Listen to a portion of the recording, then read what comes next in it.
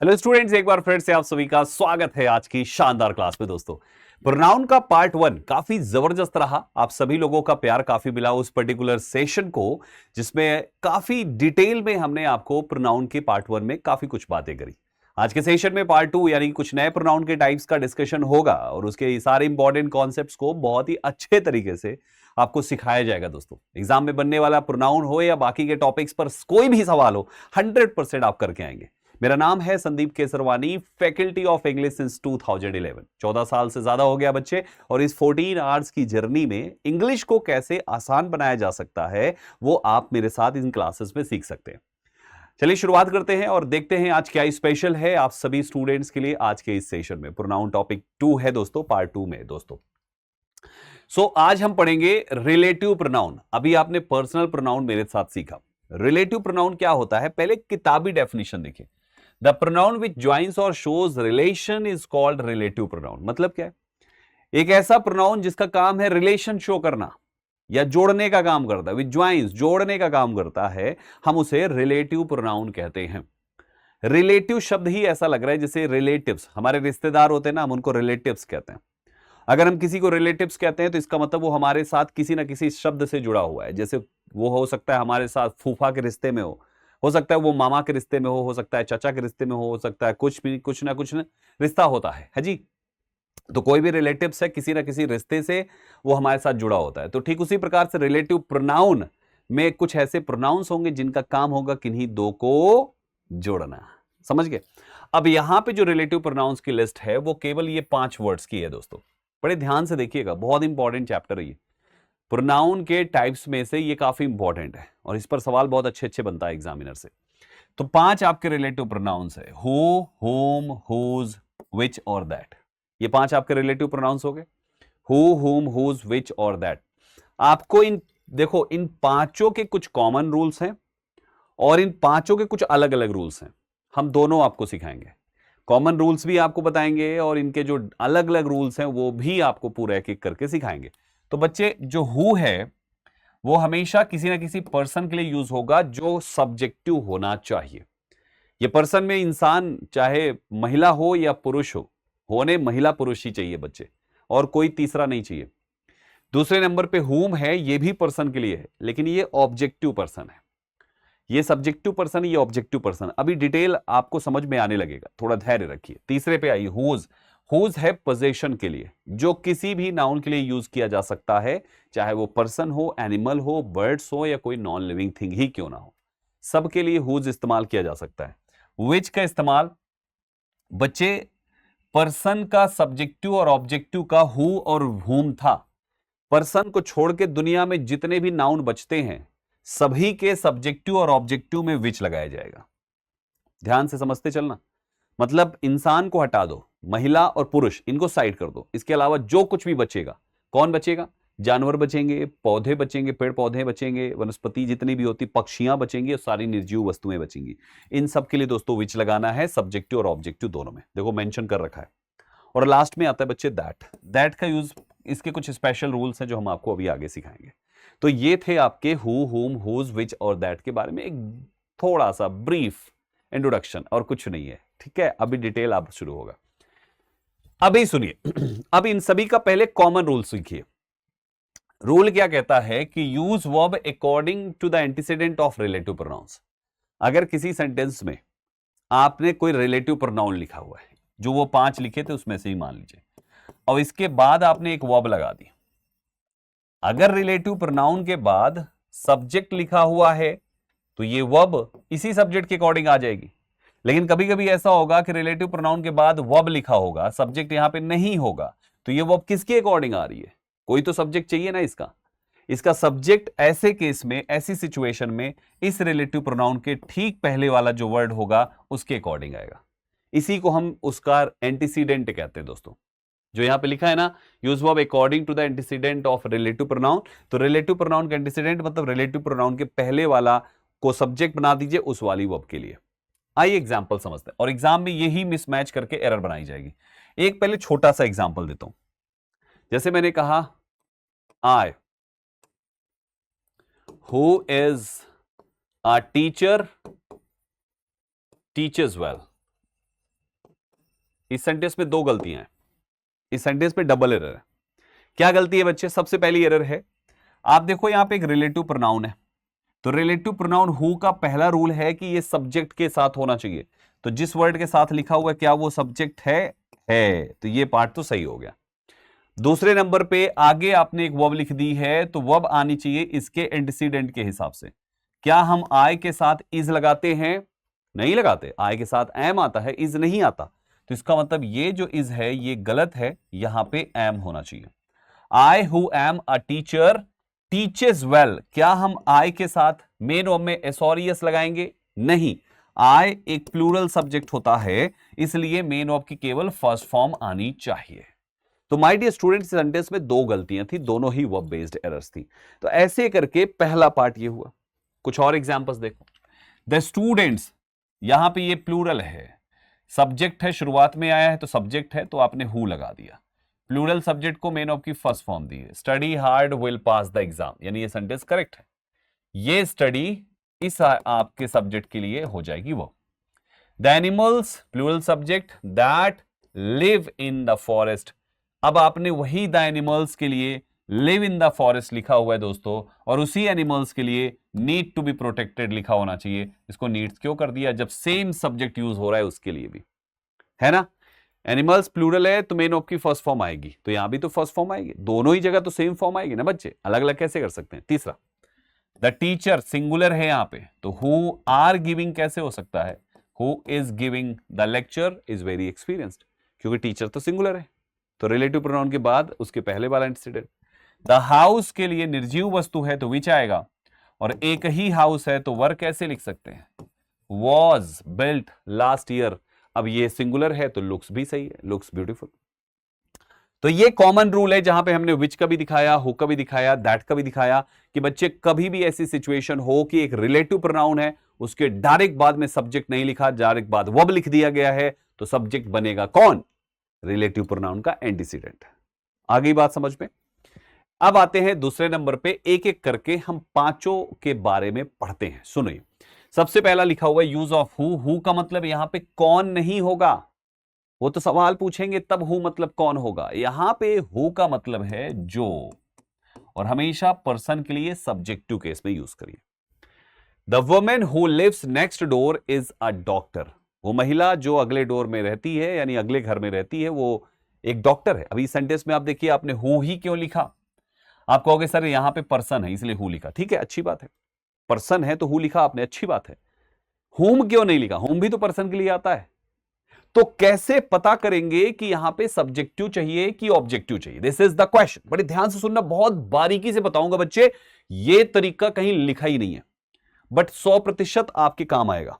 बहुत ध्यान से सुनना कि आखिर पता कैसे करेंगे। आप कहोगे कि संदीप सर सेंटेंस की शुरुआत में किया है द वुमेन, सेंटेंस में सब्जेक्ट है तो सब्जेक्ट के बगल में लिख रहे हैं तो सब्जेक्टिव लिखेंगे। ये कॉन्सेप्ट नहीं है, ये कॉन्सेप्ट नहीं वर्क करेगा। कॉन्सेप्ट कुछ और बताना पड़ेगा, कुछ और समझना पड़ेगा आपको, क्योंकि ये तो छोटा सेंटेंस है, अगर बीच में आ गया तो कैसे खोजेंगे आप फिर? तो सुनिए ध्यान से मेरे प्यारे बच्चों, जब भी आप कंफ्यूज हो जाएं कि यहां पे पर्सन के लिए हमें एक रिलेटिव प्रोनाउन चाहिए, अब समझ में नहीं आ रहा कि हु लगाएं कि हुम लगाएं, तो उस केस में आप सेंटेंस में टोटल वर्ब की संख्या काउंट कर लीजिए। टेंस वाइज जितनी भी वर्ब है, वर्ब की संख्या काउंट कर लीजिए।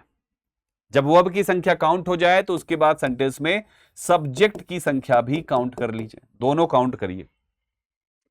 अगर दोनों की संख्या बराबर आ जाए, subject is equal to verb हो जाए, इक्वल हो जाए, यानी जितने काम है उतने ही करता है, इक्वल हो जाए, सब्जेक्ट बराबर हो जाए वर्ब के, तो सब्जेक्टिव मत लगाना, फिर ऐसे केस में दूसरा वाला लगा देना, ऑब्जेक्टिव।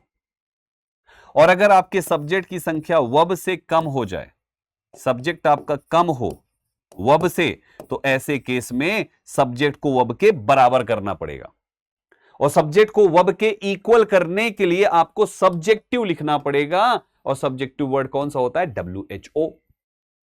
एक बार फिर से समझिए, WHO हु लिखना तब है जब आपके पास, क्योंकि हु सब्जेक्टिव है, तो सब्जेक्टिव लिखना तब है जब सेंटेंस में सब्जेक्ट वर्ब से कम हो।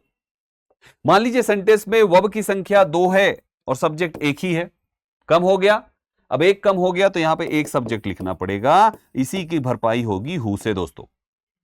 और अगर दोनों ही आ जाए, आपके सब्जेक्ट की संख्या 2 है, आपकी वर्ब की संख्या 2 है, इक्वल हो गया दोनों, तब बेटा फिर हुम लिखना पड़ेगा, क्योंकि हमें सब्जेक्ट नहीं चाहिए, वर्ब के इक्वल हो गया।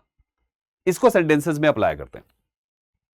सबसे पहले वर्ब ही काउंट करना, पहले सब्जेक्ट मत काउंट करना बच्चे। तो आइए, पहला लिखा हुआ है यहां पे, ये है आपकी वर्ब 1 और ये है आपके पास वर्ब 2। आपके पास सेंटेंस में यहां लिख देता हूं वर्ब की संख्या 2 हो गई। अब सेंटेंस में सब्जेक्ट काउंट करिए। सेंटेंस में the women who lives next door is a doctor, यहां पे सेंटेंस की शुरुआत हो रही है, तो ये आपका सब्जेक्ट है और इसके अलावा कोई भी सब्जेक्ट नहीं है, कोई भी सब्जेक्ट नहीं है दोस्तों। Next door, lives next door, ये प्लेस बता रहा है। डॉक्टर ये वर्ब का ऑब्जेक्ट बना हुआ है, कोई सब्जेक्ट नहीं है, यानी आपके पास सब्जेक्ट केवल एक है। ध्यान से देखिए, वर्ब जो है सब्जेक्ट से ज्यादा हो गई तो इक्वल करिए, इसके लिए आपको यहां पे हु लिखना। आई बात समझ में? है ना interesting? He is the one who help me with my project. Verb count करिए, ये वर्ब 1 हो गई, ये आपका वर्ब 2 हो गया, वर्ब की संख्या 2 हो गई। अब आ जाइए सब्जेक्ट काउंट करिए, ये आपका सब्जेक्ट 1 हो गया, ही इज द वन, सब्जेक्ट हो गया, वर्ब हो गया, ये ऑब्जेक्ट हो गया, फिर हु लिख दिया आपने, फिर हेल्प्ड सीधा वर्ब लिख दिया, ये भी ऑब्जेक्ट हो गया, फिर विद माय प्रोजेक्ट, ये सब प्रपोजिशन के बाद ऑब्जेक्ट हो गया। मतलब अपने पास फिर से सब्जेक्ट की संख्या केवल एक है। तो आप देखिए, वर्ब यहां पे 1 + 1 2 हो गया, वर्ब की संख्या 2 है, सब्जेक्ट केवल एक है, तो अपने को सब्जेक्ट चाहिए, बराबर करना है ना, इसलिए यहां पे क्या लिखेंगे। आई बात समझ में? ऐसे ही सब जगह है। The boy who broke the window has apologised, ये एक वर्ब हो गई, हैज अपोलोजाइज्ड ये आपकी 2 वर्ब हो गई, वर्ब की संख्या 2 है, सब्जेक्ट फिर से एक है और कोई नहीं है। देख लो, विंडो तो ऑब्जेक्ट है आपका, इस ब्रोक का ऑब्जेक्ट है, तो बच्चे आपके पास फिर से सब्जेक्ट कम हो गया, सब्जेक्ट 2 लगा दीजिए। She is the teacher who taught me maths in high school, sentence में वर्ब की संख्या वर्ब 1, ये वर्ब 2, 2 वर्ब हो गई, लेकिन सब्जेक्ट केवल एक है, शी, और कुछ नहीं है। देखो ना, हु टॉट मी मैथ्स सब ऑब्जेक्ट है या कॉम्प्लीमेंट है, आपके पास केवल एक सब्जेक्ट है, क्या लिखोगे यहां पे? सब्जेक्ट 2। ऐसे ये वाला भी है दोस्तों। तो आई थिंक ये पॉइंट समझ में आ गया कि सब्जेक्ट वर्ब से कम हो तो सब्जेक्ट टू हु लगा दो। बात समझ में आ गई? सब्जेक्ट वर्ब से कम हो तो सब्जेक्ट टू हु लगा दो। और वहीं पर दूसरा वाला जो केस है, दैट इज ऑब्जेक्टिव। ऑब्जेक्टिव का क्या बताया मैंने, कि जब आपका सब्जेक्ट और वर्ब की संख्या इक्वल हो जाए तो ऐसे केस में फिर सब्जेक्ट नहीं लगाने, क्योंकि सब्जेक्ट तो ऑलरेडी इक्वल हो गया है, तो फिर लगाने हैं आपको ऑब्जेक्ट। अब इसको देखिए, the man whom I spoke to study is a doctor. अब आप यहां पे देखिए आपके पास द मैन सेंटेंस की शुरुआत कर रहा है, पहले आप वर्ब काउंट कर लीजिए। स्पोक एक वर्ब हो गई, ये इज आपकी दूसरी वर्ब हो गई, वर्ब 2 वर्ब हो गई। अब सब्जेक्ट काउंट कर लिए, एक ये सब्जेक्ट है और ये आई स्पोक का ये सब्जेक्ट है, सब्जेक्ट की संख्या 2 हो गई, subject is equal to verb हो गया। अब सब्जेक्ट 2 नहीं चाहिए। है ना इंटरेस्टिंग कॉन्सेप्ट? गिनती करो, सही हुम लगाओ, बात खत्म। खामखा डरते रहते हैं बच्चे लोग, कैसे होगा क्या होगा। अरे बहुत इजी है इंग्लिश, मेरी नजर से देखो। मेरी नजर से देखने वाला वो तो केवल गाने में हो सकता है। मेरी नजर से तुम देखो तो यार नजर वो आए। तो आप मेरी नजर से इंग्लिश को देखो तो इंग्लिश आसान लग जाए, है ना? भोली सी सूरत, आंखों से में मस्ती, इंग्लिश इंग्लिश पढ़ाए। चलो आ जाओ, दूसरा सेंटेंस देखिए, she is the person whom everyone admires. आपके पास एक ये वर्ब हो गई, एक एडमायर्स ये दूसरी वर्ब हो गई, वर्ब की संख्या कितनी है? 2। अब सब्जेक्ट काउंट कर लीजिए, एक ये सब्जेक्ट हो गया, एवरीवन दूसरा सब्जेक्ट हो गया, इक्वल हो गया ना, होम लगा दीजिए। तीसरा सेंटेंस देखिए, the teacher whom you met last week is my mentor. यहां पे देखिए, एक ये वर्ब हो गई, एक ये वर्ब हो गई, वर्ब 2 हो गया, सब्जेक्ट काउंट करिए, एक ये सब्जेक्ट हो गया, एक ये सब्जेक्ट। देख लो इक्वल हो रहे हैं ना, ऑब्जेक्टिव लगेगा। जब इक्वल, 2 सब्जेक्ट 2 वर्ब, ऑब्जेक्ट लगाओ, इक्वल हो जाए ऑब्जेक्ट लगाओ, सब्जेक्ट कम हो जाए तो सब्जेक्ट 2 लगाओ, यही रूल है। The girl whom we saw, एक ये वर्ब हो गई, एक ये वर्ब हो गई, 2 वर्ब हो गई, सब्जेक्ट काउंट करो, एक ये सब्जेक्ट है, एक ये सब्जेक्ट।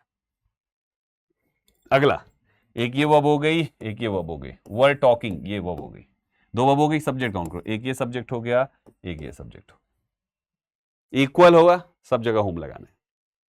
Got it. तीसरे पे आ जाओ, आसान था। अब सवाल है कहां पे हु आएगा, कहां पे हुम आएगा। चलो फटाफट, मैं कहूंगा कि आप आराम से वीडियो को पॉज करके लगा लो अगर आप बाद में इसको देख रहे हैं तो। चलिए चलिए चलिए फटाफट, आपके पास 1 मिनट है 6 सेंटेंसेस के ब्लैंक फिल करने के लिए। Fill in the blank.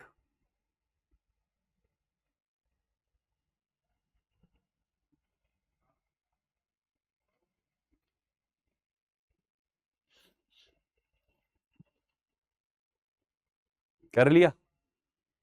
अरे वैसे ही काउंट करो, लगाओ हु हुम, और करना ही क्या है इसमें, सिंपल है यार। चलो देखते हैं। Discover this story, won a Nobel prize. बच्चे आपके पास एक ये वर्ब हो गई, एक ये वर्ब हो गई। वर्ब की संख्या कितनी हुई? 2। आप सब्जेक्ट खोजिए। सब्जेक्ट क्या है दोस्तों? केवल साइंटिस्ट। यानी आपके पास केवल एक सब्जेक्ट है, वर्ब 2 है, तो सब्जेक्ट कम हो गया, तो सब्जेक्टिव लगा दो। The scientist who discovered this story, this theory. चलो आगे आ जाइए। The detective dash the police consulted solved the case. The police consulted, consulted एक ये वर्ब हो गई, सॉल्व ये एक ये वर्ब हो गई। कितनी वर्ब है टोटल? अब सब्जेक्ट काउंट करिए। द डिटेक्टिव एक ये सब्जेक्ट हो गया, और कंसल्टेड का सब्जेक्ट है द पुलिस। 2 सब्जेक्ट्स हैं आपके पास, 2 वर्ब आपके पास है, अब सब्जेक्ट नहीं चाहिए। The detective whom the police consulted solved the case. आ रहा है समझ में ना? तीसरा देखिए, the doctor dash he consulted, एक ये वर्ब हो गई, एक ये वर्ब हो गई। 2 वर्ब है, सब्जेक्ट देखो, एक ये सब्जेक्ट है, एक ये सब्जेक्ट। इक्वल हो गया, क्या लिखोगे? यही किया है ना सभी ने? हाँ भाइयों, अगला देखिए। The man dash they arrested was, arrested एक ये वर्ब हो गई, एक ये वर्ब हो गई। सब्जेक्ट देखो, एक ये सब्जेक्ट हो गया, इक्वल, क्या लिखोगे? अगला बताओ चलो। The girl dash is singing on stage, एक ये वर्ब हो गई, एक ये वर्ब हो गई, 2 वर्ब हो गई। सब्जेक्ट काउंट करो, केवल एक ही सब्जेक्ट है और कोई सब्जेक्ट नहीं है, क्या लिखोगे यहां पे? कम हो गया सब्जेक्ट। अगला देखो। The engineer dash designed this bridges, एक ये वर्ब हो गई, एक ये वर्ब हो गई। सब्जेक्ट कौन सा है? The engineer. एक ही सब्जेक्ट है और कोई सब्जेक्ट नहीं है, क्या लिखोगे? है ना इंटरेस्टिंग? तो आई थिंक अब किसी बच्चे को हु और हुम लगाने में तो गलती नहीं होगी। और आप ध्यान से देखिए, जिसके साथ हम हु या हुम लगा रहे हैं वो सब इंसान है। साइंटिस्ट इंसान, डिटेक्टिव इंसान, डॉक्टर इंसान, मैन इंसान, गर्ल इंसान, इंजीनियर इंसान। अगर यहां पे कोई भी जगह, जैसे द साइंटिस्ट की जगह पे लिखा होता द चेयर, तो फिर वहां पे हु की जगह हु या हुम, कुछ भी जहां पे आप लगाने की सोच रहे थे उसकी जगह पे आ जाएगा विच। समझ में आया? तो दोस्तों इस बात का ध्यान रखिएगा। अब आई थिंक आप इसमें कभी गलती नहीं करोगे। अब आ जाओ हुज। हुज में क्या बताया? हुज मतलब होता है जिसका, जिसकी, जिसके, जिसके पिता, जिसका, जिसका बच्चा, जिसका, जिसकी, जिसके, ये होता है। और बच्चे ये जो है सबके लिए इस्तेमाल होता है। तो the man whose car broke down, man के लिए आपने लिख दिया। I met the women whose children, this is the book, book non living thing, whose author. The dog एक एनिमल है, whose owner. The student whose homework, student के लिए। तो बच्चे इन सब जगहों पे आपने हुज का यूज किया है पोजीशन के केस में। आप एक चीज थोड़ा ध्यान से देखो बच्चे, आप जहां भी हुज लिख रहे हो ना, whose homework, whose owner, whose author, whose children, whose car, आपने हर जगह पर आपने हुज लिखने के बाद नाउन लिखा ही है दोस्तों, क्योंकि पोजीशन है। तो जैसे आपको पार्ट 1 में हमने सिखाया प्रोनाउन के कि आपका जो पजेसिव एडजेक्टिव्स होते हैं, माय, योर, हिज, हर, उनके बाद हमेशा नाउन होना चाहिए। उसी प्रकार से ये हुज जो पोजीशन को शो करता है, इसके बाद भी नाउन होना चाहिए। Whose mother, whose father, whose, ये बहुत कुछ है। सो गाइस हमेशा ध्यान रखें, पोजीशन में यूज करिए चाहे जैसे यूज करिए, सबके केस में ये यूज किया जाता है। ठीक है, कोई ग्रामेटिकल एरर तो नहीं है। बाकी चीजों को भी देख लीजिए। The man whose car broke down asked for help, सही है। I met a woman whose children are very talented, सही है। This is the book whose author won the Nobel prize, सही है। The dog whose owner left is barking outside, सही है। The student whose homework is missing will be in trouble, सही है। All the sentences are grammatically correct, कोई error नहीं है ना? मजेदार। चलो नेक्स्ट पे आते हैं। इसके बाद अगले पार्ट पे आते हैं बच्चे, दैट इज विच। विच के बारे में क्या बताया कि इंसान को छोड़ दो, बाकी हर किसी के लिए जब कभी भी आप सब्जेक्टिव और ऑब्जेक्टिव बात करेंगे, ध्यान से मेरी लाइन सुनिएगा, मैंने विच का तीसरा वाला रूल अभी नहीं बोला, मैंने कहा केवल सब्जेक्टिव और ऑब्जेक्टिव, ठीक वैसे ही जैसे हु और हुम लगाया था, तो इसको तो एक ही कॉमन है, विच लगाओ, इसमें कोई गिनती बिनती नहीं करनी। This is the book, book है, हुम नहीं, क्या आएगा, विच आएगा। This is the book which I borrowed from the library. She bought a dress, dress non living thing है, विच आएगा दोस्तों, which was too expensive. The train which was running late. I saw a movie yesterday which I really enjoyed. This is the house which my grandfather built. He gave me a pen which writes smoothly. हो गया ना। तो non living thing, animals, birds, कुछ भी, इंसान को छोड़ दो, हर जगह पे विच लगाओ, विच लगाओ, विच लगाओ, विच लगाओ। अभी इसमें दैट की एंट्री होगी, वो बड़ा मजेदार है। एक पॉइंट और है जो आपको विच के बारे में और जानना है बच्चे, और वो है विच का ये अगला पॉइंट सीख लीजिए, और ये है दोस्तों चॉइस का खेल। जब कभी भी चॉइस हो, चाहे पर्सन में हो, चाहे एनिमल में हो, चाहे एनिमल में हो या कोई नॉन लिविंग थिंग में हो, तो माय डियर स्टूडेंट्स, हमेशा सभी के लिए आपको विच लगाना है। मेरी बात को ध्यान से पहले समझ लीजिए, क्या है मतलब, अभी मैं जो चिल्ला चिल्ला के गले फाड़ फाड़ के कह रहा हूं विच नहीं लगाना है इंसानों के लिए, अभी यहां पे फिर से गले फाड़ के कह रहा हूं इंसानों के लिए भी विच लगाना है। अभी कह रहा हूं नहीं लगाना है, अब कह रहा हूं लगाना है। क्या संदीप सर, आप तो दुई तरफा बात कर रहे हैं। मेरे बच्चे, दोनों के कॉन्सेप्ट्स अलग हैं। मैंने अभी आपको एक चीज वार्न किया था विच बताते समय, कि आप सब्जेक्टिव ऑब्जेक्टिव तक ही रखिए अभी विच को, क्योंकि जब आप चॉइस में जाएंगे तो चॉइस में हु, हुम, विच तीनों नहीं आएंगे। चॉइस में हु, हुम ये नहीं आएंगे, चॉइस में केवल विच आएगा दोस्तों। अब इंसानों का हु, हुम नहीं लगा सकते तो क्या लगाएंगे, फिर विच लगाएंगे, और बाकी के लिए तो विच था ही दोस्तों। फिर तो चॉइस का कैसे होता है, जैसे आपके सामने चार ऑप्शंस है, आपने जैसे मान लीजिए ये पानी की बॉटल्स हैं, अब तीन लोग बैठे हुए टेबल पे, ये तीन पानी की बोतल मेरे पास है, ठीक है, तीन पानी की बोतल है, दिख रही है, तीन लोग टेबल में बैठे हुए हैं और पानी की बॉटल्स में सभी लोगों ने अपना अपना पानी पिया। मान लीजिए लंच कर रहे हैं, इसी बॉटल को खोला, पानी पिया, अब उसके बाद फिर बतियाने लगे, उसके बाद फिर भूल गए कि किसकी कौन सी बॉटल है, तो एक को अपना पानी, अपनी बॉटल उठानी थी, तो उसने कहा कि यार विच बॉटल इज योर्स, तुम्हारी कौन सी बॉटल है, उसने कहा ये वाली। विच वन इज योर्स, तुम्हारी कौन सी है, ये वाली। तो मतलब वो चॉइस कर रहे किसमें से, बॉटल्स में से। विच बॉटल इज योर्स, तो विच बॉटल, विच किसके लिए है, बॉटल के लिए, यानी मेनी में से, कईयों में से किसी एक को चुनना है तो विच लगाना है। Are you getting my point? ध्यान से सुनिएगा, चॉइस में विच आएगा और कोई नहीं आएगा। आप कहीं पे आप देखें, आपने बहुत सारे जानवर मंडी में बहुत सारे जानवर खड़े हैं, बहुत सारी भैंसियां खड़ी हैं, कौन सी भैंसिया तुम्हारी है, विच भैंसिया इज योर्स, यहां पर भी आपने एनिमल में से चूज किया। Are you getting my point? मेरी बात समझ पा रहे हैं? विच हाउस इज योर्स, यहां पे भी आपने इसमें किया। Which son is yours, which boy has slapped you, किस लड़के ने तुम्हें थप्पड़ मारा, तो इसका मतलब बहुत सारे लड़कों में से किसी एक को चुना जा रहा है। ये सब जो पॉइंट्स मैं बोल रहा हूं ना बच्चे, इसको नोट कर लीजिएगा, ये स्लाइड में लिखा नहीं है। चॉइस के केस में जो एग्जांपल्स मैंने दिया है, इसको नोट कर लीजिएगा कि जब कभी भी चॉइस का केस बनेगा, व्हिच बैग इज योर्स, तुम्हारा कौन सा बैग है, इंटरोगेटिव चॉइस है। विच बॉय हैज, विच बॉय ये क्या हो जाता है, हैज स्टोलन योर पर्स। ये दोनों सेंटेंसेस में देखिए, हमने चॉइस का केस रखा तो विच लगा दिया। हमेशा ध्यान रखिए, बड़ा शानदार कॉन्सेप्ट है। और एग्जाम में क्या आएगा, who boy has stolen your purse, कभी जिंदगी में मत लिखिएगा, हु बॉय हैज स्टोलन होता ही नहीं है, चॉइस होगा तो विच आएगा केवल। बच्चे आगे बढ़ते हैं, हमारा जो आखिरी रिलेटिव प्रोनाउन है वो है दैट, और दैट बड़ा ही शानदार प्रोनाउन है। ये कब लगाना है, सुनिएगा, दैट जो है वो हु, हुम और विच, इन तीनों की जगह पर कुछ स्पेशल कैटेगरी में, कुछ स्पेशल कंडीशन पे इस्तेमाल किया जाता है। स्पेशल कंडीशन ये है कि अगर सेंटेंस में ऑल लिखा हुआ है तो आपको वहां पे चाहे इंसान हो, जानवर हो, थिंग हो, कुछ भी हो, ना तो हु लगाना है, ना हुज लगाना है, ना हु लगाना है, ना हुम लगाना है, ना तो विच लगाना है, आपको वहां पे दैट लगाना है।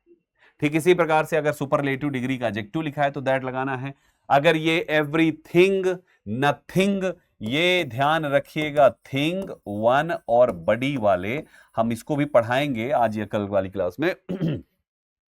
इसको कहते हैं इंडेफिनिट प्रोनाउन। तो इन पर बहुत सारे बनते हैं, समथिंग, एनीथिंग, नथिंग, एवरीथिंग, 4 बनेंगे। Someone, anyone, no one, everyone, 4 बनेंगे। समबडी, एनीबडी, नोबडी, एवरीबडी, 4 बनेंगे। 4 तियां 12 ये हो गए। अगर ये लिखे हुए हैं सेंटेंस में तो भी आपको दैट लगाना है। इनके अलावा और कौन बच जाते हैं? एवरीथिंग, नथिंग इसी में चले गए। द ओनली आया तो दैट लगाना है, एनी आया दैट लगाना है, नॉट आया दैट लगाना, नन है दैट लगाना, ये आया दैट लगाना, ये दैट लगाना, दैट लगाना, दैट लगाना, दैट लगाना, दैट लगाना, दैट लगाना, एटसेट्रा, दैट लगाना। तो ये कुछ शब्द हैं जिनके इस्तेमाल पे दैट लगाना है। Are you getting my point? मेरी बात समझ पा रहे हैं क्या? मैं आपको अच्छे से अपनी बात समझा पा रहा हूं कि इनके पॉइंट पे दैट लगाने का क्या मतलब है? दैट लगाना है। एग्जाम्पल समझते हैं। पहला, all that he said was true. हमारे पास ऑल है।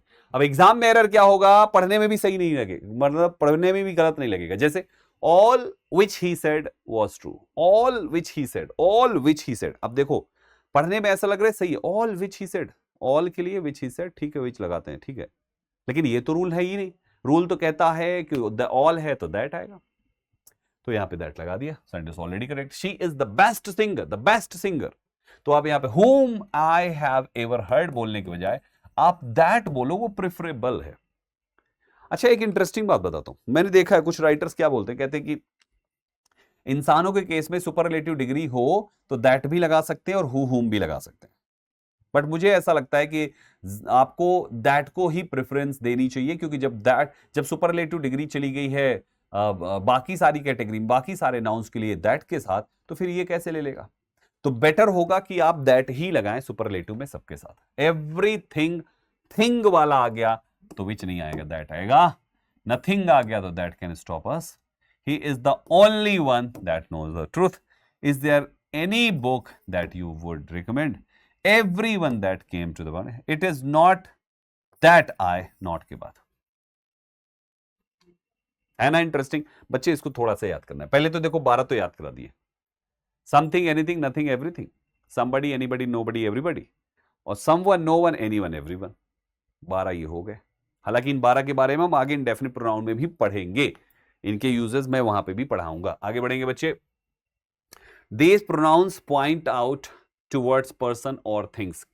हमारा अगला प्रोनाउन है डेमोन्स्ट्रेटिव प्रोनाउन। क्या है समझिए बच्चे। डेमोन्स्ट्रेटिव प्रोनाउन में कुछ ऐसे प्रोनाउंस हैं, दिस, दैट, दीज, दो, सच, द सेम। बच्चे दिस का मतलब क्या होता है? यह। दैट का मतलब क्या होगा? वह। दीज का मतलब ये। दोज का मतलब वे। सच का मतलब इस प्रकार के, सच पीपल, सच बॉयज, ऐसे बोलते हैं ना। द सेम मतलब समान किसी के होना, किसी के सिमिलर होना, ठीक। ये इनकी मीनिंग हो गई। अब बच्चे थोड़ा सा ध्यान से देखो, दिस मतलब यह। जैसे अगर मेरे पास पानी की 3 बॉटल्स हैं तो क्या मैं बोल दूंगा यह 3 बॉटल्स हैं? नहीं, मैं बोलूंगा ये बॉटल्स मेरी हैं, ये बॉटल्स। मतलब मेरे पास अगर बहुत सारी है तो मैं ये बोलूंगा, और अगर मेरे पास केवल एक है तो यह एक बॉटल है, यह एक बॉटल है, ये बॉटल्स हैं। 2 उठाया मैंने, ये बॉटल्स हैं, और एक लिया है तो यह एक बॉटल है। तो इसका मतलब यह हुआ कि जो दिस है वो हमेशा सिंगुलर के लिए यूज किया जाएगा, और जो दीज है वो हमेशा प्लूरल के लिए यूज किया जाएगा। अब बारी आती है दैट एंड दोस के लिए। मैंने दिस को ही सिंगुलर में क्यों रखा? क्योंकि बॉटल मेरे हाथ में थी। अब मेरे बच्चे कैमरा जो है वो मुझसे थोड़ी डिस्टेंस में है, मेरा हाथ वहां तक नहीं पहुंच रहा, तो मैं कैमरा के लिए यह एक कैमरा है नहीं बोलूंगा, बल्कि बोलूंगा वह एक कैमरा है। तो डिस्टेंस होता है तो दैट लगा देते हैं एक चीज के लिए, और बहुत सारी चीजों के लिए दोज लगा देते हैं। तो ठीक वैसे ही ये भी हमारा सिंगुलर है, बस ये दूर के लिए होगा, और ये हमारा प्लूरल है, ये भी दूर के लिए होगा। तो ये पास के लिए और ये पास के लिए। बेसिक बात समझ में आ गई? एग्जाम में एरर कैसे बनेंगे? अच्छा, ये पूरी एक्सप्लेनेशन दी है। अब एग्जाम में एरर कैसे बनेंगे? एग्जाम में पहली एरर ये बनेगी कि ये जो दिस, दैट, दीज, दोज है ना, ये हमारे एडजेक्टिव्स भी होते हैं और ये हमारे प्रोनाउन भी होते हैं। तो एरर ऐसे बनाते हैं, जैसे लिख दिया उसने दिस बॉयज, तो जो सिंगुलर है वो नाउन भी तो सिंगुलर लेगा, इसका मतलब ये गलत हो गया। ठीक ऐसे ही लिख देंगे वो दीज मैन, जो प्लूरल है वो नाउन भी तो प्लूरल लेगा, इसका मतलब ये भी गलत हो गया। तो जो सिंगुलर वाले हैं दिस दैट वो सिंगुलर नाउन के साथ आएंगे, जो प्लूरल वाले हैं दीज दोज वो प्लूरल नाउन के साथ आएंगे, जो प्लूरल नाउन के साथ हो गया वो प्लूरल वर्ब लेगा, जो सिंगुलर के साथ हो गया वो सिंगुलर लेगा। बिना नाउन के भी यूज होते हैं, तो दिस हो या दैट हो इसके साथ सिंगुलर वर्ब लगेगा, बिना नाउन के भी अगर आएंगे तो भी दीज या दोज है तो माय डियर स्टूडेंट्स ये हमारे प्लूरल वर्ब लेगा, इज आर। तो ये कुछ बेसिक बातें हैं जो आपको इनके बारे में ध्यान रखने की जरूरत है। अब ध्यान से सुनिए। ये पहले टाइप की एरर है, एरर टाइप दूसरा, और ये बड़ा स्पेशल है, बहुत ध्यान से सुनना। In place of writing singular noun twice, किसी सेंटेंस में आप बनाने जा रहे हो कोई चीज, कंपैरिजन करने जा रहे हो, तुलना करने जा रहे हो, और तुलना में किसी नाउन को जो एक ही जैसे हैं उसको दोबारा लिखने की बजाय आप वहां पर लिखते हैं सिंगुलर के केस में दैट ऑफ, क्योंकि ये दैट सिंगुलर है, और प्लूरल के केस में दोज ऑफ, क्योंकि दोज प्लूरल है। अभी एग्जांपल से समझ में आ जाएगा ये फॉर्मूला वर्क कैसे करता है। देखिए पहले एग्जांपल दिखा दो, नहीं कंफ्यूज हो जाओगे ये मामला क्या है। जैसे पहला सेंटेंस है, कहीं है इस पे एग्जांपल? हाँ, पहले ये वाला देखो, लिखा हुआ है the benefits of team work. आप ध्यान से सुनना, the benefits of team work, आपके यहां पे एक ऑफ लिखा हुआ है, वहां पे दैट ऑफ क्यों लिखवाया? क्योंकि दैट जो है वो इधर वाले के लिए है, दैट या दोज जो भी आएगा, फिर ऑफ, फिर आगे का नाउन। अब कहानी सुनो, the benefits of team work of an outweigh that of individual efforts. तो वो कहना क्या चाह रहा है? वो कहना चाह रहा है कि the benefits of team work often outweigh the benefits of individual efforts. यानी यहां पे वो वही बात को दोबारा लिखना चाह रहा है किसी और का। जैसे बेनिफिट्स किसका? टीम वर्क का। आउटवे होता है बेनिफिट्स किसके? इंडिविजुअल एफर्ट्स के। तो बेनिफिट्स टीम वर्क का, बेनिफिट्स इंडिविजुअल एफर्ट्स का, तो बेनिफिट दो बार आ गया ना। अब नाउन रिपीट नहीं कर सकते, तो कंपैरिजन में हम यहां पे मतलब इसकी जगह पे मैं लिखने के लिए सोच रहा हूं क्या? The benefits. अब आप बेनिफिट्स जो यहां पे है वही वहां पे आएगा, तो यहां पे तो प्लूरल नाउन लिखा हुआ है benefits, that's a plural noun, और इसके प्लूरल होने पर उधर भी प्लूरल प्रोनाउन आना चाहिए। और प्लूरल का मतलब है दैट नहीं, बल्कि दोज ऑफ चाहिए, क्योंकि ये द बेनिफिट्स आप कंपेयर कर रहे हैं। दूसरा सेंटेंस देखिए, the prices, once again plural है बच्चे, दीज शूज के लोअर हैं देन द प्राइसेस किसी और ब्रांड के, तो यहां पे प्राइसेस है इसलिए प्लूरल है ये सेंटेंस, कोई एरर नहीं है इसमें। और तीसरा, the price of this laptop, price ये सिंगुलर है, अब उधर दैट ऑफ आएगा दोस्तों, is higher than that of the previous model, क्योंकि यहां पे प्राइस है, प्राइसेस होता तो दोज होता। आप प्रोनाउन कभी भी देखो, अगर कभी भी नाउन या प्रोनाउन में एक गलत हो जाए नंबर को लेकर, तो हमेशा प्रोनाउन बदला जाएगा, प्रोनाउन बदला जाएगा। ये नहीं कि आप प्राइस में एस लगा के बैठ जाओ, नहीं, नाउन ये प्रोनाउन बदला जाएगा। जब भी नाउन प्रोनाउन में मिसमैच होगा प्रोनाउन बदला जाएगा। कभी भी नाउन मत बदलना, नाउन प्रोनाउन में मिसमैच होगा प्रोनाउन बदला जाएगा, that's it. Terms and condition apply, कोई और ऑप्शन प्रोनाउन के सपोर्ट में न जाए बस, नहीं तो हमेशा ही प्रोनाउन बदला जाएगा, ये बात याद रखिएगा। आज ये दूसरा टाइप, जैसे यहां पे देखो दिस लिखा हुआ है, सिंगुलर है, ये बुक्स लिख दिया हुआ आपने, अब गड़बड़ हो गया, ये सिंगुलर है ये प्लूरल है, वर्ब जैसी होगी वही को सही मान लिया जाएगा। वर्ब क्या है? सिंगुलर है, तो मैंने क्या कहा, कोई और पार्ट सपोर्ट ना कर जाए प्रोनाउन का, तो वर्ब सपोर्ट कर गया इस दिस का, वो सिंगुलर है तो ये सिंगुलर हो गया, ये सिंगुलर दो हो गए, तो अकेला बेचारा क्या करता? बुक्स का बुक करना पड़ेगा। अगर यहां पे आर लिखा होता तो बच्चे दिस को दीज कर देते, फिर हमेशा याद रखिएगा, अगर दिस बदलना पड़े प्लूरल के लिए तो दिस से दीज होता है, दीज बदलना पड़े सिंगुलर के लिए तो दीज से दिस होता है। ठीक इसी प्रकार से दैट बदलना पड़े प्लूरल के लिए तो दैट से दोज होता है, दोज बदलना पड़े सिंगुलर के लिए तो दोज का वापस दैट होता है। दूर का दूर रखेंगे, पास का पास रखेंगे, ये ध्यान रखिएगा। अब ये दैट सिंगुलर है, ये सिंगुलर है। वी वॉच्ड लास्ट नाइट, तो मूवी तो एक ही है ना, तो वर क्यों लगाया? ये तो वॉज होना चाहिए, was absolutely thrilling. These cookies smells क्यों लिख दिया? कुकीज तो प्लूरल है। नाउन देखो, ये प्लूरल ये प्लूरल, दो प्लूरल हो गए तो अब बदला जाएगा, जो दो हो जाएगा वही बदला जाएगा। जैसे ये प्लूरल है, ये सिंगुलर है, ये प्लूरल है ना, तो ये प्लूरल हो गया, ये प्लूरल हो गया, तो जो अकेला बच गया वो बदला जाएगा। She has such a kinds, आ लिख दिया तो काइंड्स कैसे कर दिया? काइंड हार्ट, है ना। बच्चे हमेशा याद रखिएगा, सच के बाद अगर सिंगुलर काउंटेबल नाउन लिख रहे हो तो ए या एन लगा के लिखना, जैसे such a boy, such a girl, right. और अगर प्लूरल लिख रहे हो सच के बाद तो सच प्लस प्लूरल काउंटेबल नाउन लिखना, जैसे सच बॉयज। एग्जाम्पल लिख देता हूं, जैसे सच अ बॉय या सच बॉयज, ठीक है, ये ध्यान रखना। We ordered the same dish at the restaurant last night, हो गया। चलो आगे बढ़ते हैं बच्चे। अगला प्रोनाउन आता है डिस्ट्रीब्यूटिव प्रोनाउन, जो कि बहुत ही शानदार है, जिसमें है each, either, neither, none, one, any. अब इनके यूजेस सीखिए, बहुत ही शानदार कॉन्सेप्ट्स में है। सबसे पहली बात यह है कि इनमें सबके साथ हमें सिंगुलर वर्ब यूज करनी होती है, ठीक। ईच सिंगुलर वर्ब लेगा, ईदर सिंगुलर वर्ब लेगा, नीदर, नन, वन, एनी सब सिंगुलर वर्ब लेंगे जब एज अ प्रोनाउन यूज किए जाएंगे। जो नन है ये थोड़ा दोनों तरीके से काम करता है, ये सिंगुलर और प्लूरल दोनों वर्ब लेगा। शायद यहां पे हो सकता है लिखा हो जीरो आउट, अच्छा नहीं लिखा वर्ब के केस में, तो ये ध्यान रखिएगा। अब आ जाइए इनके मीनिंग को समझते हैं। ईच का इस्तेमाल होता है फॉर टू और मोर देन टू। मतलब क्या है हिंदी में इसको? ईच का मतलब होता है प्रत्येक। जैसे मैंने कहा तुम में से प्रत्येक आदमी इसका जिम्मेदार है, तो each of you is responsible. Each of you is लगाना, इज, ईच के लिए इज लगाना, इज रिस्पॉन्सिबल। दूसरा है दोस्तों, अब यू मतलब चाहे दो आदमी हो या 10 आदमी हो, दोनों के केस में ही जाएगा। लेकिन ईदर नीदर ये केवल दो के लिए आएंगे।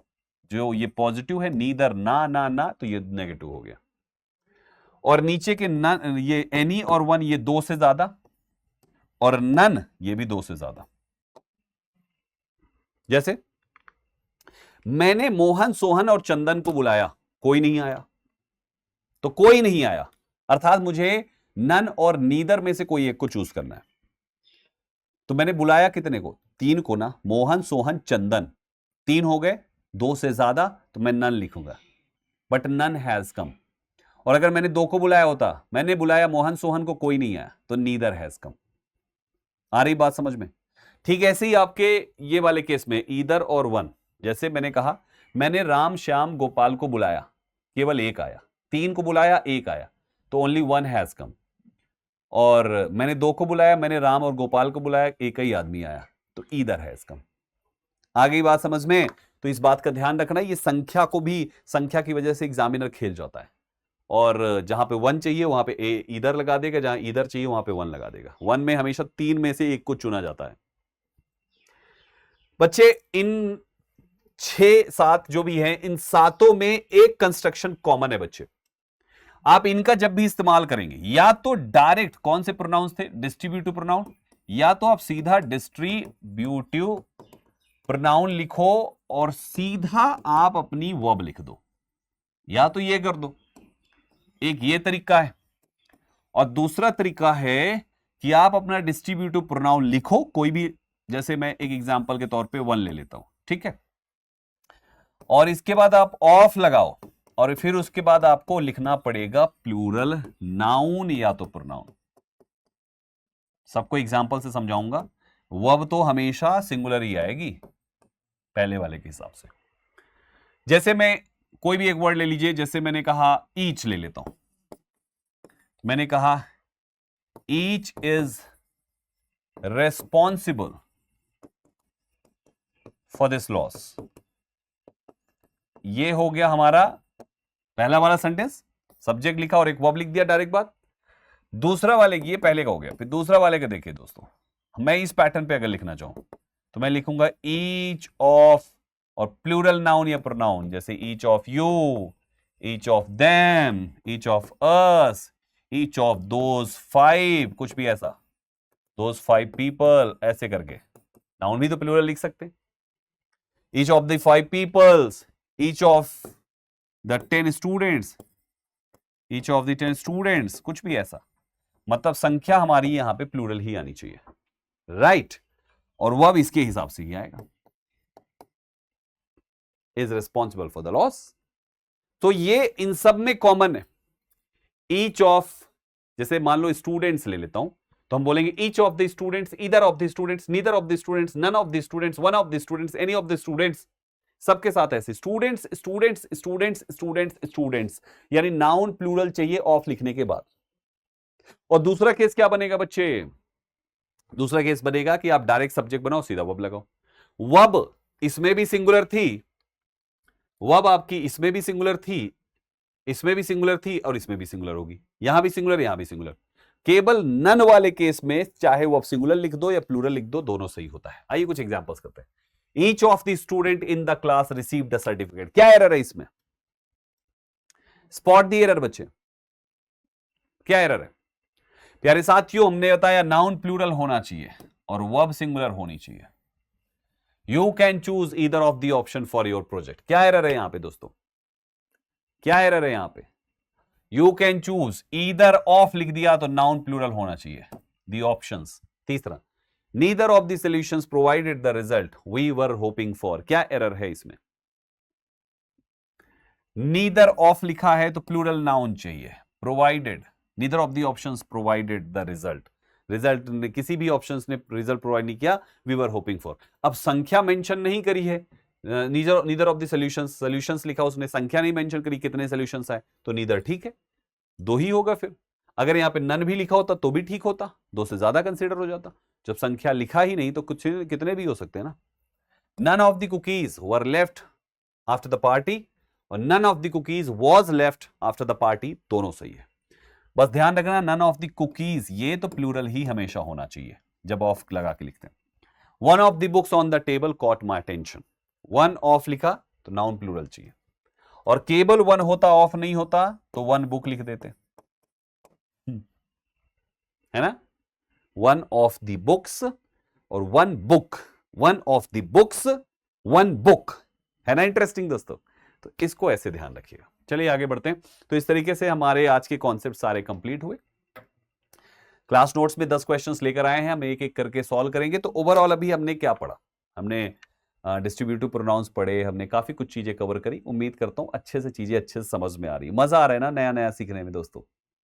हाँ जी, कॉन्सेप्ट में अगर कहीं भी डाउट होगा तो पूछते चलिएगा आप लोग, ठीक है। कमेंट कर दीजिएगा, बाद में देख रहे हैं तो कमेंट कर दीजिएगा, आपके कमेंट्स पे रिप्लाई किया जाएगा, या आपके सवाल को हम अगली क्लास में ऐड कर लेंगे। लेकिन आप कमेंट जरूर करिए, जितना ज्यादा हो सके डाउट्स पूछिए। आप डाउट्स नहीं पूछेंगे बच्चे, हमें कैसे पता चलेगा क्या समझ में नहीं आ रहा।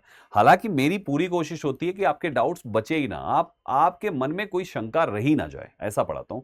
लेकिन फिर भी हो सकता है कभी कभी इंसान है भाई, कोई बच्चे के मन में कोई डाउट आ जाए तो पूछिए फिर, ठीक है।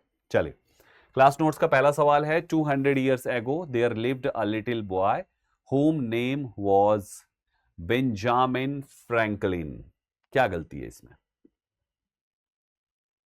आप ध्यान से पढ़िए, 200 years ago 200 साल पहले, there lived a little boy, एक छोटा लड़का रहता था। whom नेम होता है क्या? आपने बगल में नाउन लिखा है और उसके पहले ऑब्जेक्ट लगा दिया। नाउन से पहले तो एडजेक्टिव चाहिए दोस्तों, या तो पोजीशन चाहिए। तो आपका जो आंसर होना चाहिए वो whom हटा के पोजीशन वाला लिखा जाएगा, that is whose name. whom name क्या होता है? कोई मतलब ही नहीं। Maternal diet is only one of the many factors which can lead to fetal growth retardation. क्या गलती है? Only one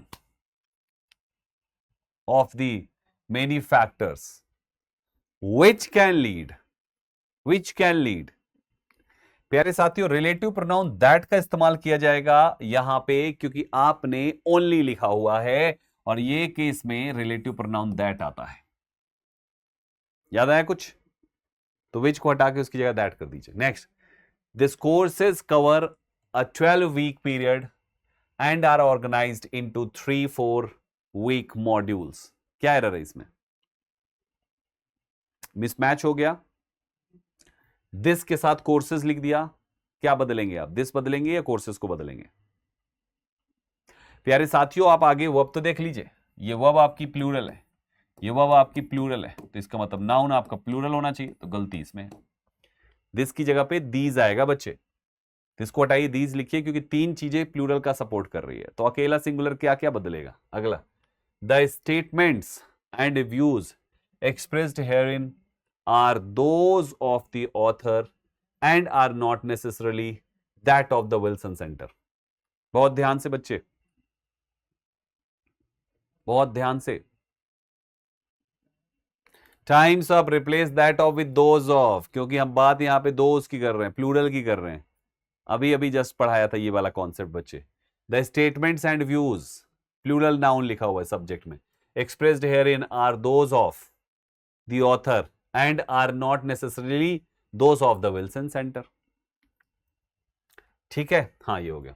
the EU nations together have an economy about equal in size to those of the US.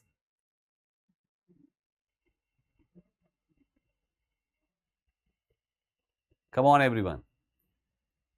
EU nations, sentence में सी है, we have the comparison with the country US, so replace those of with that of. Simple सी बात है। द EU nations together have an economy about equal in size to that of the US, जो कि US का है। तो guys हमारा जो आंसर है वो यहां पे ये हो जाना चाहिए। सिंगुलर करिए क्योंकि बात सिंगुलर की है। The teacher which taught us, इस पर इतना डिटेल में बात कर चुके हैं, सेम चीज को मैं इसीलिए एक्सप्लेन बहुत ज्यादा नहीं कर रहा, क्योंकि अभी अभी तो कुछ देर पहले ही सारी एक्सप्लेनेशन दी थी, है कि नहीं बच्चे? The teacher which taught us last year, which taught us, teacher के लिए विच केवल चॉइस में आ सकता था बस, और चॉइस यहां पे है नहीं, तो या तो सब्जेक्टिव या तो ऑब्जेक्टिव। काउंट करके बताइए क्या आएगा, हु आएगा कि हुम आएगा? काउंट करिए। आपके पास एक ये वर्ब है, एक ये वर्ब है, लेकिन सब्जेक्ट केवल एक है, तो सब्जेक्ट कम हो गया। क्या लिखेंगे वहां पे? सब्जेक्ट, दैट इज हु, इसलिए विच को हटाइए, यहां पे सब्जेक्ट टू लगा दीजिए।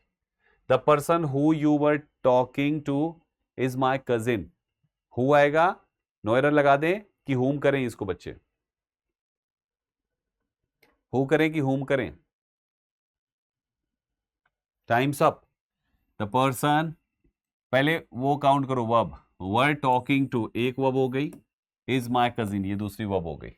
अब सब्जेक्ट काउंट करो, एक ये सब्जेक्ट हो गया, एक ये सब्जेक्ट हो गया, दोनों इक्वल तो हो गए ना, दो सब्जेक्ट दो वर्ब, तो सब्जेक्ट नहीं चाहिए, होम चाहिए। फॉर्मूला काम कर गया बच्चे ना। The company who profits sword last year, company के लिए हु लगा रहे हैं आप, जिसका प्रॉफिट, कंपनी जिसका प्रॉफिट, पोजीशन है, कंपनी का प्रॉफिट पे पोजीशन है, और आप सब्जेक्टिव लगा के बैठ गए, वहां पे हुज लगाइए। पोजीशन के लिए केवल हुज है अपने पास, हर एक नाउन के लिए केवल हुज लगाते हैं। Neither of the proposed policies addressed the root cause of the issue. Neither लिखा है तो दो के लिए चाहिए, आगे उसने संख्या मेंशन नहीं करी तो दो कंसीडर हो गए। Address the root cause of the issue, sentence में कोई एरर नहीं है, नो एरर। नीदर लिखा, ऑफ लिखा, तो बेटा अब आगे प्लूरल नाउन चाहिए, प्लूरल नाउन लिख दिया, सही है, सही है। प्लूरल वर्ब सिंगुलर चाहिए, एड्रेसेस लिख दिया उसने, क्योंकि नीदर ही सब्जेक्ट है तो एड्रेसेस सही है। Last question, the policies of the new government are in stark contrast to that of the previous administration. Policies, क्या गलती है? पॉलिसीज बच्चे, पॉलिसीज प्लूरल है तो दैट ऑफ का दोज ऑफ हो जाएगा, पॉलिसीज को कंपेयर कर रहे हैं आप, तो ये दैट ऑफ नहीं बल्कि दोज ऑफ होना चाहिए। हो गया। अभी आप एक चीज देख रहे होंगे, मैं आपको केवल जो टॉपिक पढ़ा रहा हूं केवल उसी के एरर पे फोकस करा रहा हूं। मैं प्रोनाउन पढ़ा रहा हूं तो मैं आपको एडजेक्टिव की एरर नहीं समझाऊंगा, मैं आर्टिकल नहीं समझाऊंगा, क्योंकि बच्चे फिर आपको प्रोनाउन भी भूल जाएगा। पहले एक बार टॉपिक वाइज मुझसे पढ़ लो। जब मैं मिसलेनियस कराता हूं ना बच्चे, एक अलग ही स्टैंडर्ड है मेरा अपना, एक अलग ही स्टाइल है, एक अलग ही स्टाइल है जब मैं आपको मिसलेनियस एरर कराऊंगा जो एग्जाम में पूछी जाती है। और उसमें मास्टर करने के लिए आपको टॉपिक वाइज मेरे साथ ऐसे प्रैक्टिस करते रहना पड़ेगा। जो प्रैक्टिस शीट आपको मैं दे रहा हूं अलग से क्वेश्चंस का, 50-50 क्वेश्चंस लगभग होंगे बच्चे, उन क्वेश्चंस को जरूर सॉल्व करो। एक एक प्रैक्टिस शीट 3 से 5 बार सॉल्व करना, वो बहुत जरूरी है बच्चे, बहुत ही ज्यादा जरूरी है, उनको जरूर सॉल्व करिएगा। ठीक है। तो जैसे आपको नाउन पे 3 क्लासेस मिली तो 50 क्वेश्चंस आपको मिलेंगे प्रैक्टिस शीट वाले में, उसको लेके सॉल्व करिए और कम से कम 5 बार सॉल्व करिएगा मेरी सिंगल प्रैक्टिस शीट। हर प्रकार के क्वेश्चंस उसमें डाल दिए हैं, मजा आ जाएगा आप सॉल्व करेंगे तो 5 बार कम से कम, same practice sheet same questions 5 बार सॉल्व करने। जब 5वीं बार सॉल्व करेंगे ना तो पूरा रट जाएगा आप, और वही मैं चाहता हूं कि कॉन्सेप्ट्स रट जाएं आपको। ठीक है। तो ये चीज आप कर डालिए अच्छे से। इसके अलावा बच्चे प्रोनाउन का ये सेकंड पार्ट हो गया। प्रोनाउन का जब थर्ड पार्ट हम अगली क्लास लेकर आएंगे तो उसमें इसके बाकी के बचे हुए कॉन्सेप्ट्स और इंपॉर्टेंट क्वेश्चंस की प्रैक्टिस होगी। कैसी लगी आपको ये क्लास? अच्छी लगी? कमेंट करके बताइएगा। मुझे दिल से खुशी होगी अगर आप अप्रिशिएट करेंगे कि हाँ सर आपका पढ़ाया हुआ पूरा पूरा समझ में आ रहा है। तो क्या आप एक लाइन डिजर्व करता है अगर ये सेशन, तो एटलीस्ट अपने एक वैल्यूएबल लाइन जरूर कमेंट बॉक्स में मेंशन कर दीजिएगा दोस्तों, मुझे अच्छा लगेगा आप सभी का प्यार देखकर। ठीक है।